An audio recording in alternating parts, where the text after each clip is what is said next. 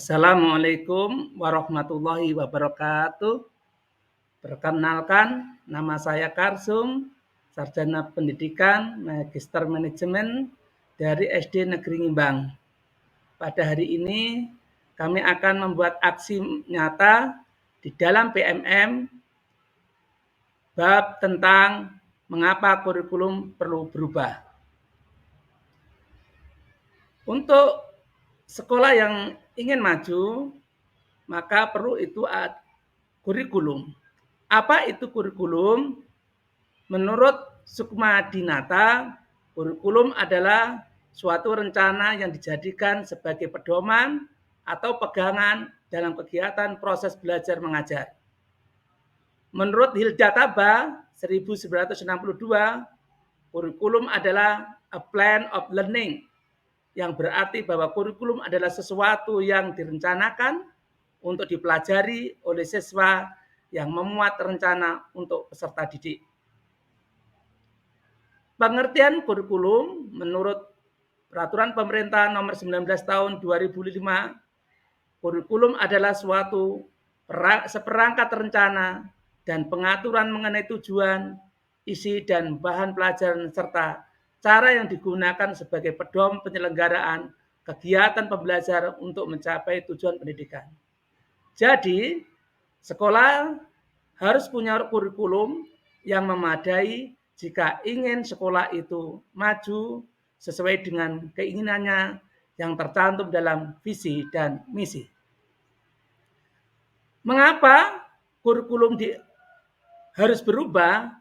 Sejarah perubahan kurikulum di Indonesia mengalami 10 kali kegiatan. 1.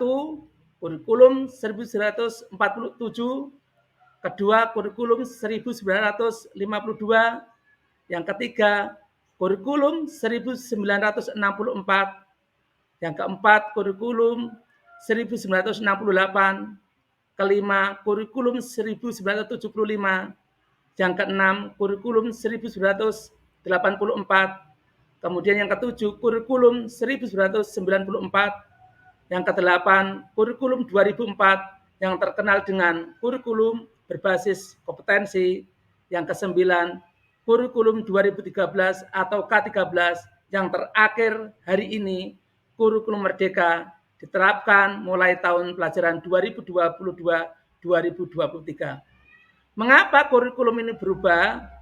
Maka kurikulum berubah karena ingin sesuai dengan zaman agar anak-anak tidak ketinggalan. Apa itu kurikulum merdeka? Kurikulum merdeka adalah kurikulum dengan pembelajaran intrakurikuler yang beragam di mana konten akan lebih optimal agar peserta didik memiliki cukup waktu untuk mendalami konsep dan menguatkan kompetensi. Guru memiliki keleluasaan untuk memilih berbagai perangkat ajar sehingga pembelajaran dapat disesuaikan dengan kebutuhan belajar dan minat peserta didik. Perlu digarisbawahi pada kurikulum merdeka ini adalah di mana ada beragam, di mana konten akan lebih optimal. Konten yaitu isi yang akan disampaikan kepada siswa. Kemudian yang perlu digarisbawahi adalah guru memiliki keleluasaan untuk memilih berbagai perangkat ajar sehingga guru memiliki kemerdekaan untuk menyampaikan pelajaran di kelasnya masing-masing. Karakteristik kurikulum merdeka: 1. Mempunyai sifat pengembangan soft skill dan karakter terutama profil pelajar Pancasila. Kemudian yang kedua, fokus pada materi esensial, materi yang penting yang perlu disampaikan kepada siswa. Kemudian yang ketiga, pembelajaran yang fleksibel menyesuaikan situasi dan kondisi sekolah masing-masing. Agar sekolah itu menuju ke arah yang benar, pembelajarannya sesuai dengan keinginannya, maka fungsi kurikulum mempunyai 1. Kurikulum sebagai alat untuk mencapai tujuan pendidikan nasional. 2. Kurikulum merupakan pedoman guru dan siswa agar terlaksana proses belajar mengajar dengan baik dalam rangka mencapai tujuan pendidikan. sehingga guru tidak ngawur, sehingga guru dan siswa fokus sesuai dengan kurikulum yang tercantum di sekolahnya masing-masing. Bagaimana kurikulum yang baik? Sesuai dengan yang terdepan tadi, bahwa kurikulum mempunyai perubahan terus sampai 10 kali di Indonesia. Nomor 1, kurikulum yang baik adalah kurikulum yang sesuai dengan zamannya. Kurikulum yang memenuhi kebutuhan zamannya sekarang. Yang kedua, kurikulum bersifat dinamis dan terus berkembang sesuai dengan perkembangan zaman. Tidak boleh kurikulum statis, tidak boleh kurikulum itu berjalan di tempat, harus berkembang sesuai dengan perkembangan ilmu pengetahuan dan teknologi. Mengapa kurikulum perlu berubah? Nomor 1, kurikulum harus beradaptasi dengan perkembangan zaman yang dihadapi peserta didik saat ini. Karena jangan sampai murid hari ini diberikan materi 10 tahun yang lalu, sehingga anak-anak kita mengalami ketinggalan. Yang kedua, tantangan zaman yang dihadapi oleh peserta didik sekarang dengan peserta didik berbeda. Peserta didik yang 10 tahun yang lalu berbeda dengan 10 yang sekarang ini. Oleh karena itu, kurikulum harus berubah sesuai dengan konten yang tepat, isi yang tepat yang dibutuhkan oleh siswa. Yang ketiga, peserta didik merupakan generasi masa depan bangsa yang akan mengukir zaman sesuai dengan potensinya.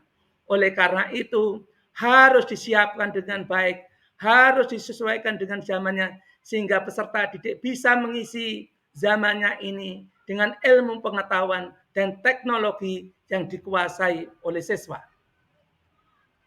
Siapa yang berperan dalam perubahan kurikulum? Yang pertama adalah guru. Guru sangat penting, sehingga guru harus mempunyai kompetensi untuk berkembang. Yang kedua, orang tua. Yang ketiga adalah peserta didik. Peran satuan pendidikan. Satuan pendidikan menyiapkan kurikulum yang membantu peserta didik untuk menghadapi dunianya yang penuh tantangan seperti 1.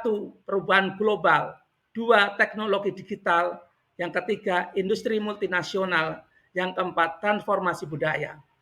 Sekolah yang baik adalah sekolah yang menyiapkan kurikulum untuk memenuhi kebutuhan siswa, memenuhi perkembangan siswa sesuai dengan bakat dan minatnya.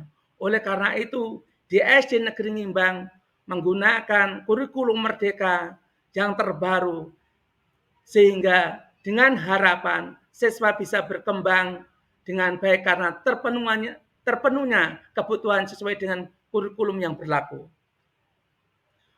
Itu Bapak dan Ibu semua Bapak Ibu guru yang hebat. Sekian, terima kasih.